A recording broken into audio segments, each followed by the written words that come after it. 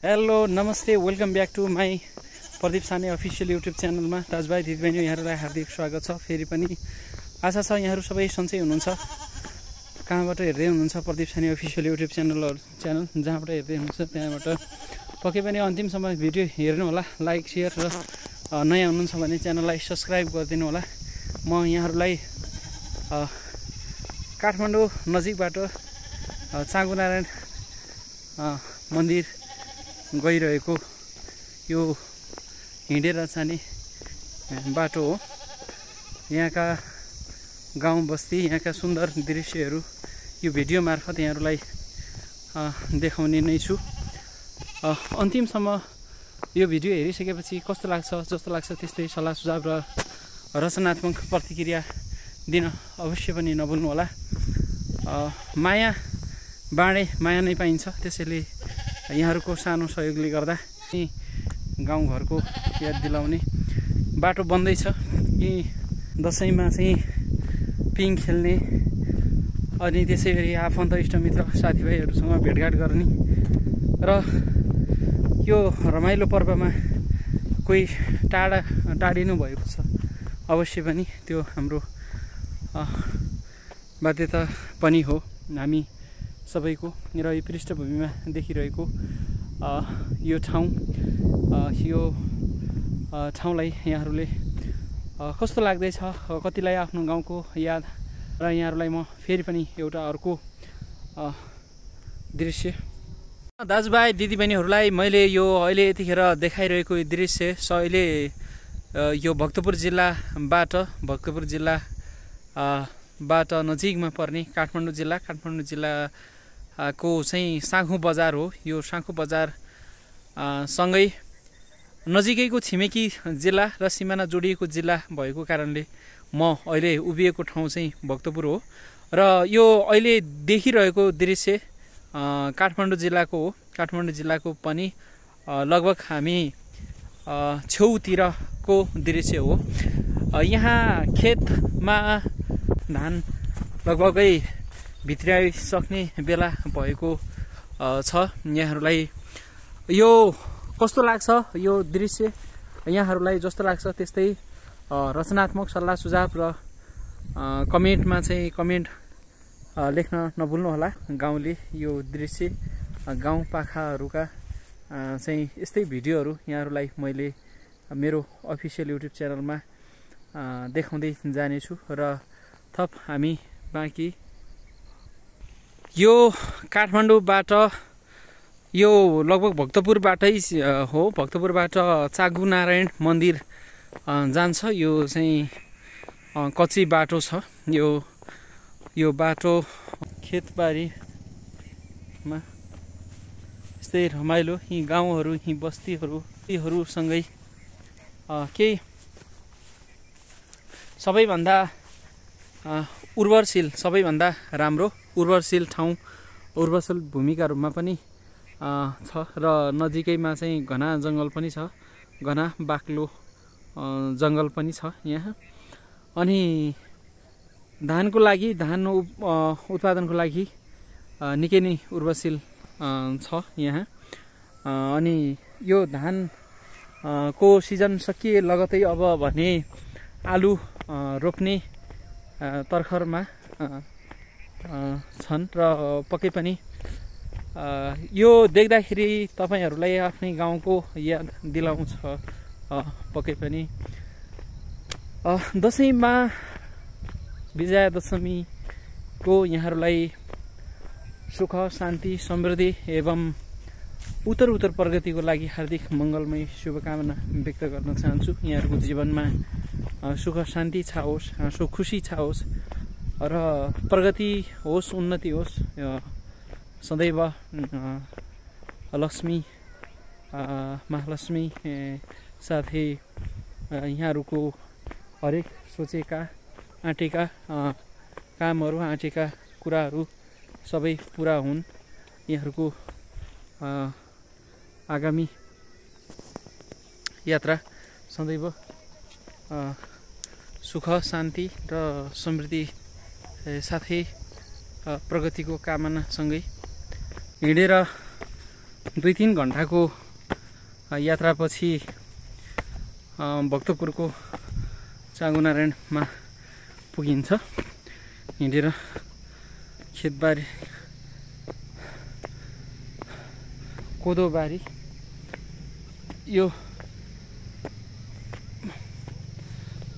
रमाइलो दृश्य। यहाँ तोरी पनि ढकमक्क फुलेको छ।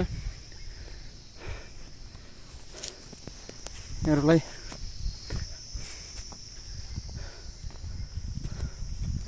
पनि यो मनमोहक दृश्य, तोरी फुलेर रमाइलो घमाइलो छ। यहाँहरूले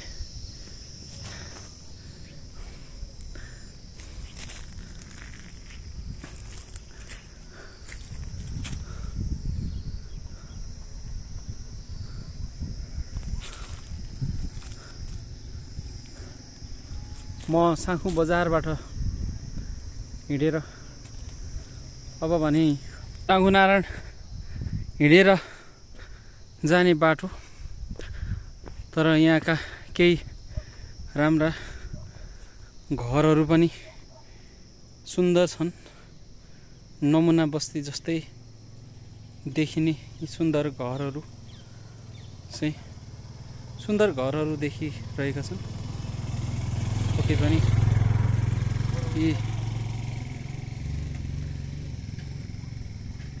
यो पारी देखिएको काठमाडौँ नै हो। फेरि यताको चाहिँ म उभिरहेको र यो मोटर बाटो चाहिँ यो मोटर बाटो चाँगुनारायण मन्दिरमा पुग्छ। तर अहिले चाहिँ बन्दै रहेछ। यहाँ चाहिँ पहिला त्यति बनेको थिएन। अझै यो बाटोको स्तर उन्नति भयो भने तर तुलनात्मक रूपमा अरूभन्दा अलि विकास कम छ। तर गाउँले जनजीवन जस्तै छ। गाउँका बस्तीहरू छन्, खेतीपाती, किसान, घरहरू, यहाँको तोरीबारी, घरहरू, यी दृश्यहरू देख्दाखेरि आफ्नै गाउँको याद दिलाउने यो दृश्यहरू छन्। यहाँहरू यो खेती लगभग धान भित्रिएर अब भित्रिने बेला पनि भइसकेको छ र आलु उता काठमाडौँतिर त आलु रोपिसकेको अवस्था छ। यो देखिरहेको आलु हो। अब भने म फेरिलाई अहिले मैले देखाइरहेको यो भक्तपुरकै दृश्य हो। भक्तपुर जिल्लामा चाँगुनारायणको जाने बाटोमा यी खेतबारीहरू, त्यसै गरी कोदो अनि तोरी फुलिरहेको छ। यतातिर भने पक्कै पनि उतातिरको यो चाहिँ काठमाडौँ हो, पारी देखिने। यता भने यो खोलाभन्दा वारीको चाहिँ यो भक्तपुर जिल्लामा पर्दछ। यो रमाइला र सुन्दर दृश्यहरू यहाँहरूलाई यी खेतबारीहरू, यो चाहिँ पाखाहरू देख्दाखेरि तपाईँलाई पक्कै पनि आफ्नै गाउँघरको याद दिलाइरहेको छ भन्ने आभास भएको छ। यो प्रदीप साने अफिसियल युट्युब च्यानलमा यस्तै अन्य भिडियोहरू पनि मैले राखेको छु। सम्पूर्ण भिडियोहरू यहाँहरूले पुरा हेरेर सहयोग गरिदिनु होला। कस्तो लाग्छ, जस्तो लाग्छ त्यस्तै सल्लाह सुझाव र रचनात्मक प्रतिक्रिया दिन चाहिँ नभुल्नु होला। फेरि पनि म यहाँहरूलाई चाँगुनारायण अहिले यो बाटो बन्दैछ र अर्को पटक आउँदासम्म यो बाटो सायद पिच नै बन्छ होला। केही दृश्यहरू मैले यहाँहरूलाई क्याप्चर गरेको छु र यो बाटो बनिरहेको दृश्य सँगै यहाँको खेतबारी, यहाँको रमाइलो प्राकृतिक सौन्दर्य, सुन्दर प्रकृतिको यो चाहिँ क्याप्चर गरिरहेको छु मैले यहाँहरूलाई। पक्कै पनि यो हेर्दाखेरि तपाईहरुलाई आफ्नै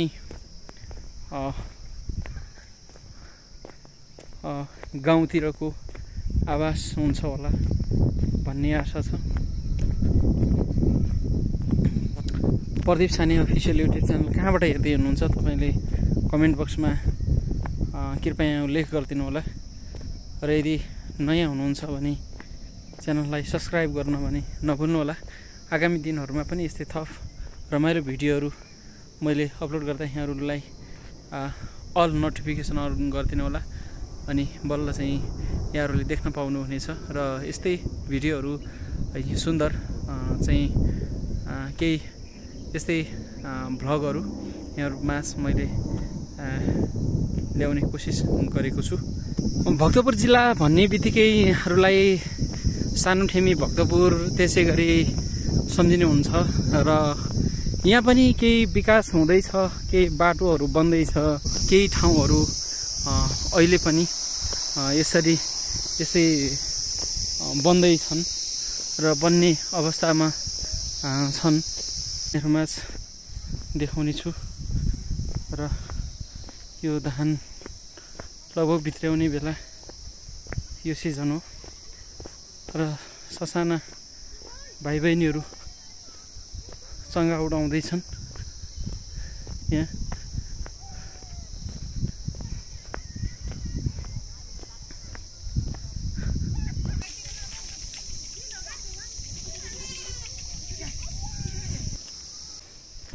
यी घरहरु कच्ची घरहरु माटोको पुरानो इटाको पुरानो डिजाइन झल्काउने घरहरु अनि त्यसले गर्दाखेरि आफ्नै गाउँको याद दिलाउने बस्तीहरु छ। यो ठाउँ पुराना घरहरु, पुरानो इटाका घरहरु पनि बन्दैछन्। अब भने पिच बाटो आएको छ। अब लगभग हामी चाँगुनारायणसम्म यसरी नै पिच बाटो हिँड्नु पर्नेछ। पिच बाटो हिँडेपछि अबको केही समयमा चाँगुनारायण पुगिन्छ। आधुनिकतातर्फ लम्किँदै गरेको भक्तपुरका केही भागहरू अब भने चाँगुनारायण जानको लागि यसरी यो पिच बाटो भेटिसकेको छ र अब भने हामी चाँगुनारायण पुगुन्जेलसम्म यस्तै आफ्नै गाउँ जस्तै घरहरू, केही रमाइला दृश्यहरूसँगै अबको केही समयमा चाँगुनारायणबाट काठमाडौँ उपत्यकालाई हेर्नेछौँ र पक्कै पनि साँझ हुन्छ होला, अलिकति ढिला हुन्छ होला। म यहाँहरूलाई यो जाँदै गरेको भिडियो मार्फत यहाँ आफ्नै गाउँको याद दिलाउने बस्तीहरू यो भिडियो मार्फत यहाँहरूलाई मैले देखाइरहेको छु र आउँदै गर्दाका भिडियोहरू पनि यहाँहरूले अन्य भिडियोहरूमा देख्न सक्नुहुनेछ। यी गाउँहरू, यी बस्तीहरू यहाँहरूलाई कस्तो लाग्छ पक्कै पनि कमेन्ट बक्समा कमेन्ट गर्न नभुल्नुहोला। हामी यो भोगटे लटरममा फलेको छ र सयपत्री फुलहरू फुलिरहेको दृश्य देख्न सकिन्छ। यहाँबाट देखिरहेको यो दृश्य यहाँका केही जमिनहरू, केही खेतबारीहरू बाँझै छन् तर पनि युवाहरू रोजगार नपाएर खाडीमा छन्।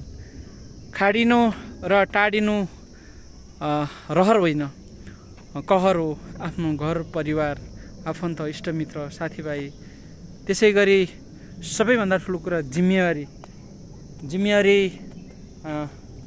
जब आफ्नो शिर उपरमा आउँछ तब विदेशिनु पर्ने बाध्यता पनि रहन्छ। त्यसैले युवा शक्तिलाई स्वदेशमै रोजगार, स्वदेशमै केही न केही गरी खाने कमाई खाने बनाउन सकियो भने साँच्चै प्रकृतिले दिएको वरदान प्रकृतिको अनुपम उपहारलाई हामीले सुन्दर बनाउन सक्छौँ। यी बाँझो जग्गाहरूलाई बाँझा बारीहरूलाई यस्तै प्रकृतिको सुन्दर दृश्य जस्तै सुन्दर बनाउन सकियो भने अझै पनि यो देश कायापलट हुनको लागि यो देशमा विकास हुनको लागि उन्नति हुनको लागि प्रगति गर्नको लागि भने विदेश चिन्नु पर्दैन। युवा जनशक्तिहरूले स्वदेशमै आफ्नै देशमा चाहिँ केही रोजगारी गरेर चाहिँ अनि रोजगारी गरेर सँगै केही रोजगार प्रदान गरेर आफ्नो ज्ञान सिप पनि प्रयोग गर्न सकिन्छ।